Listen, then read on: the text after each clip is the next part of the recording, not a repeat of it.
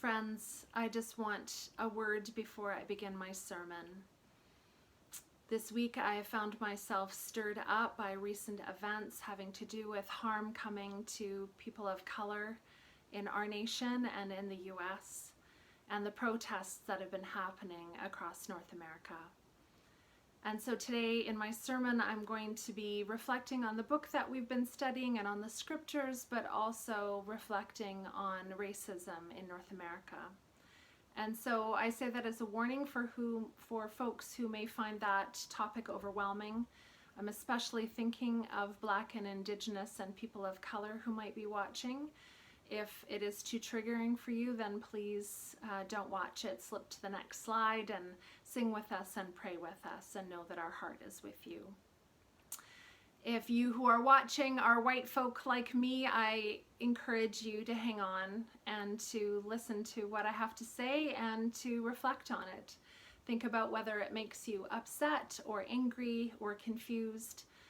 Think about actions that you can take alongside me to learn more about these issues and to stand in solidarity with our sisters and brothers and kin of all kinds as they strive for justice.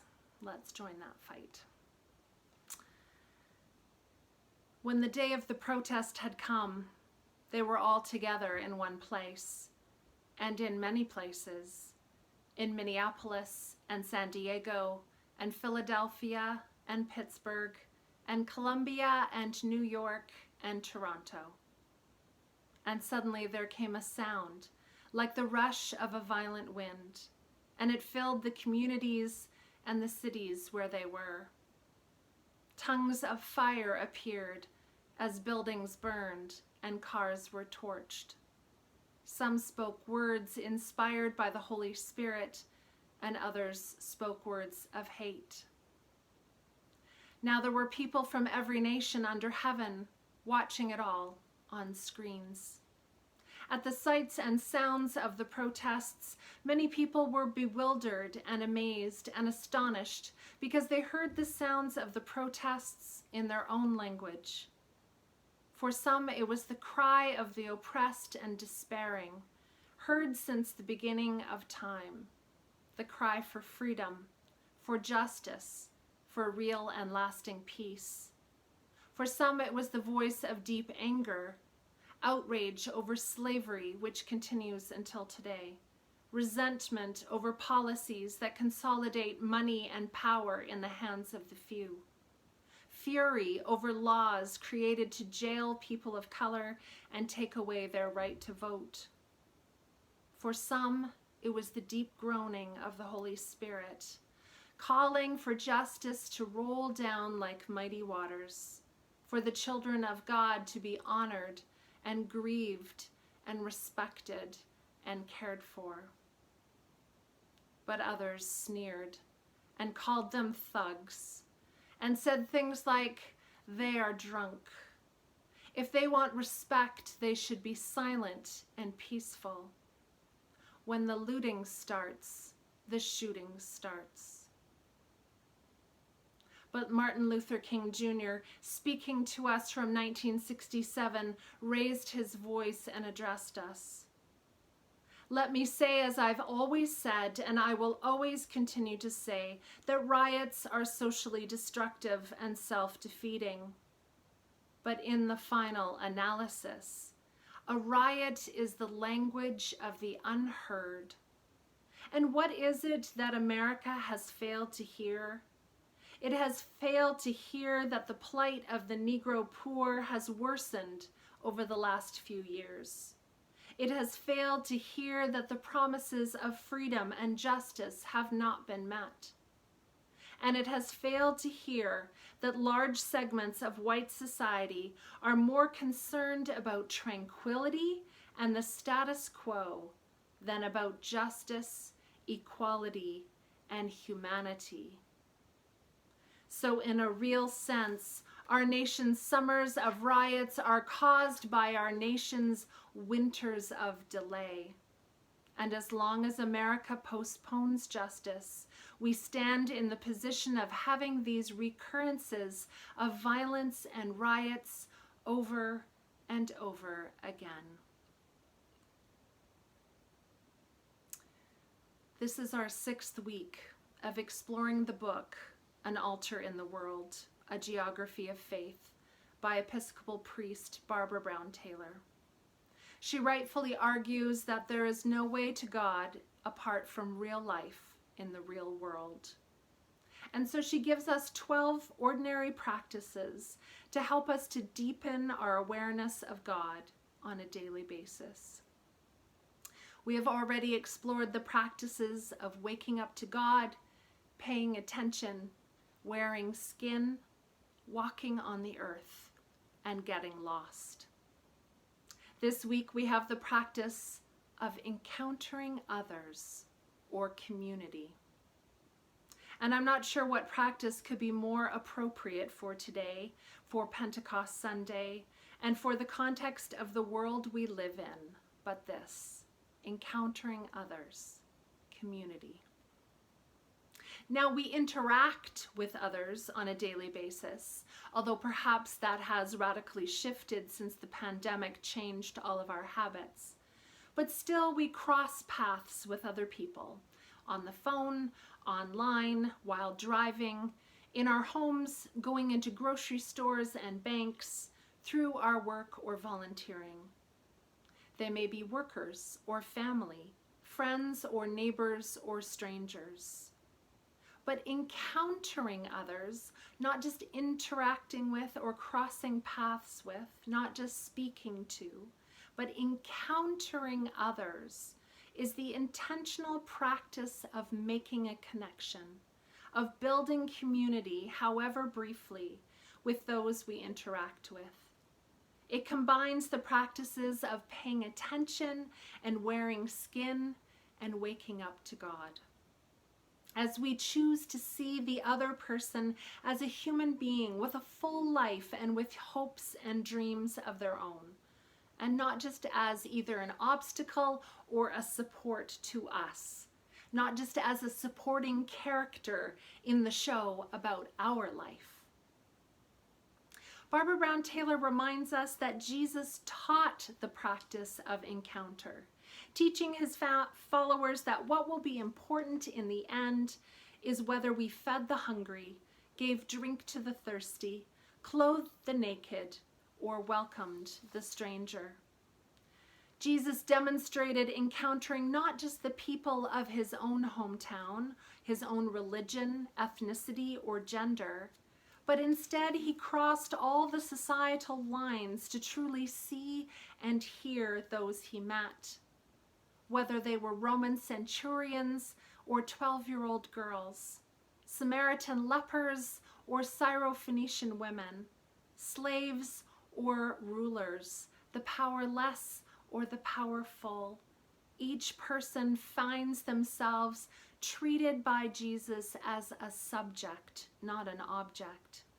They are seen, they are listened to, and they are responded to with dignity and respect. Of course, Jesus grew up learning the teachings of the Hebrew Scriptures and its emphasis not just on loving our neighbor, but loving the stranger. There are 36 places in the Old Testament that remind Jews and Christians that we were once exiles, strangers, people in need of hospitality. And so we shouldn't forget our obligation to offer hospitality and care to others in the same boat. And so the practice of encountering others, of offering community, is most important when it comes to people who are different from us.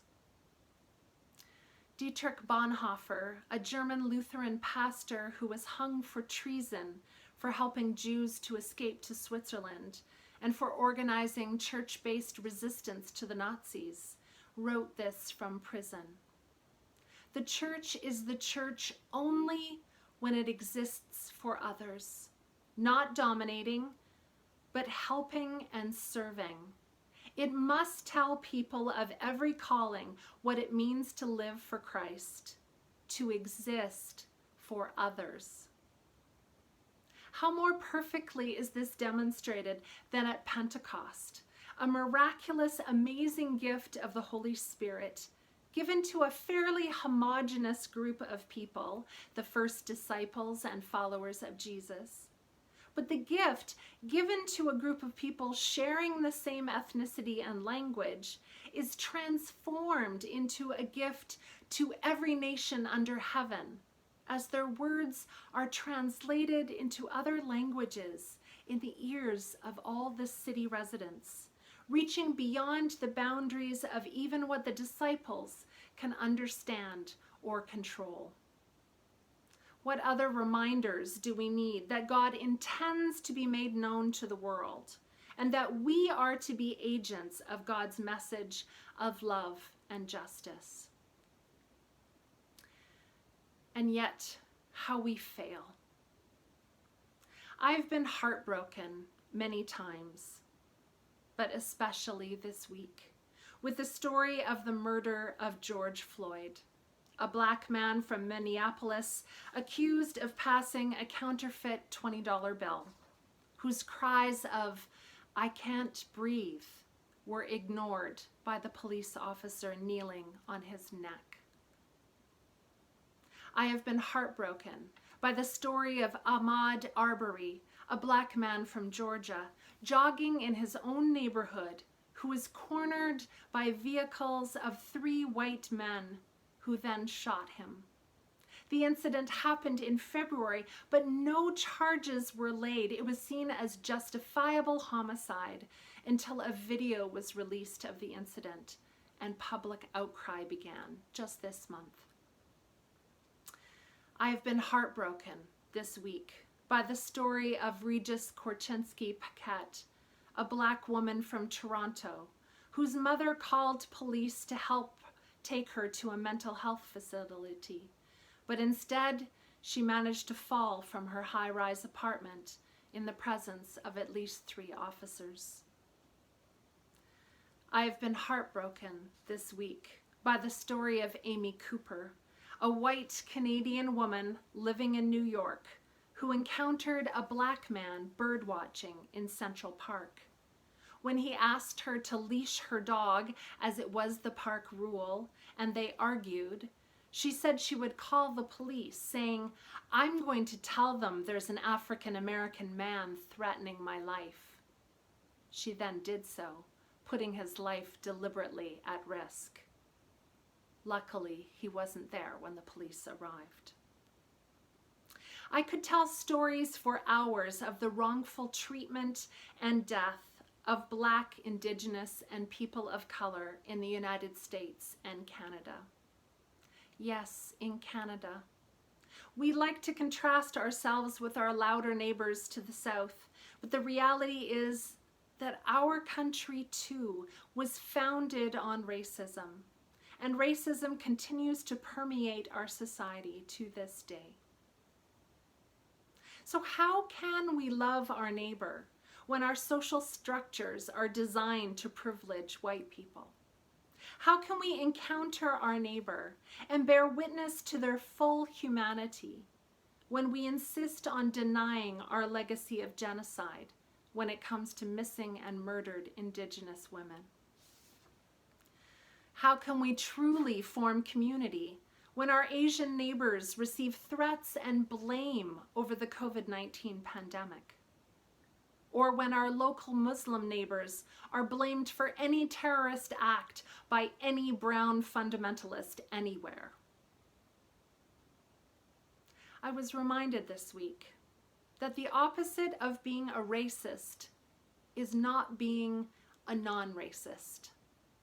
It is being an anti-racist. What's the difference? Well, anti-racism is the active process of identifying and eliminating racism by changing systems, organizational structures, policies and practices and attitudes so that power is redistributed and shared equitably. Being anti-racist requires the willingness to learn from, to listen to, and to lift up the voices of Black, Indigenous, and people of color. It means being willing to re-examine the history of our nation and our own histories, to seek to understand the privileges we benefit from as white people that racialized people just don't. It means intentionally seeing and being in the world to transform it. As my colleague, Pastor Nadia Bolz-Weber, said this week, it means choosing to be curious rather than defensive, to listen to the stories of people who have had different experiences of the world than we have. The United Church of Canada wrote an anti-racism policy back in 2000 called That All May Be One. But we still have so far to go 20 years later. As our national website says, our commitment to racial justice includes building right relationships with our neighbors, particularly reconciliation between non-Indigenous and Indigenous peoples. It means engaging in an interfaith dialogue and speaking out against violence and discrimination rooted in racial and religious bigotry, including Islamophobia and anti-Semitism. It finds expression in our intercultural vision. It means having the courage to talk about racism and white privilege in our church and in our society. Friends, the promise of Pentecost is that God is already invested in this hard and deeply holy work, breaking barriers and bringing to the table those who had been previously excluded. In Jesus, God reached out to those of different cultures, ethnicities, genders, and social classes to share the good news of God's vision of shalom. We continue that work by choosing each day to encounter people, not just transact with them, to build community where honesty and love are the cornerstones. We continue that work by examining our own complicity in the oppression of our neighbors and striving to dismantle all systems of injustice, even and especially when those systems benefit us. Friends, this is hard work, and we may feel tempted to shrink back from it.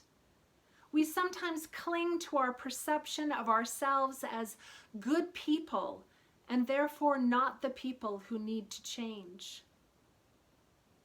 And yet we cannot put the burden of dismantling racist systems on those who are oppressed by them. We cannot expect our racialized neighbors to educate us or to patiently wait for us to catch up. Their fear, their anger, their exhaustion, and their despair has reached its limit. Let us practice encountering others, especially those others who appear different from us, who have a different experience of the world, who have a different story to tell. And as we learn to truly love those who are different from us, we learn to truly love God, in whose image all people are created, allowing us to finally also love ourselves completely. May we build real community based on honesty, hard work, and the willingness to be vulnerable. May our neighbors forgive us for our fear and allow us to join them in the hard, holy work of creating a just society. And may God bless all our efforts to listen, to learn, to grow, and to change. And may God give us the courage to see our own failings and strive to do better. May it be so for you and for me. Amen. invite you to sing with me.